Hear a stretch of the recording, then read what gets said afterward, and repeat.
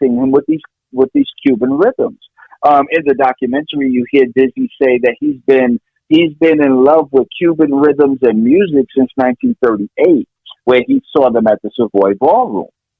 So now we got this record called Night in Tunisia, which was written in 1942. This is before Manteca. But there's no percussion in this in Nights of Tunisia.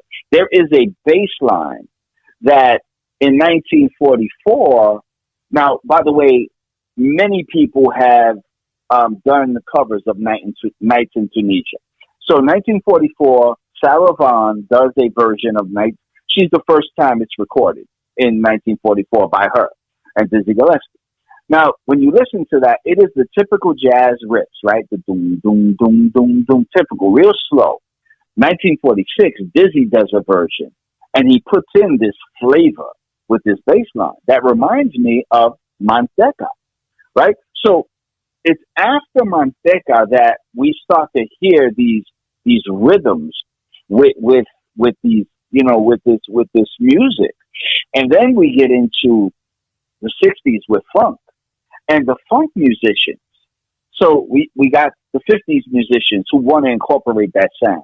We got the 60s musicians, the funk musicians who now want to incorporate the the conga rhythms, right? Obviously, the drum comes from Africa, but as we pointed out in the documentary, there's a difference between the African drum, which is the djembe, the bata drum, the ngoma drum, and the drums in the Caribbean, which was the conga drum, which was created in Cuba. Definitely an iteration of the African drum. It's all inspired. We're all connected.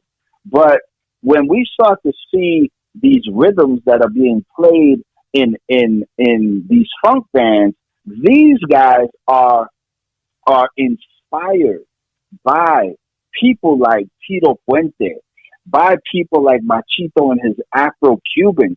They're inspired by that. And we hear Jimmy Castor, one of the greatest B-boy anthems ever, It's Just Begun, tell us that he was inspired. He played with Tito Puente in those early years. And so all of that the way that they play the cowbells, the way that they play the congas, the way that they play the bongo, it's all inspired by the Afro-Cuban, Afro-Caribbean sounds that would eventually, now we get to the 70s, and we definitely hear it in the 70s. We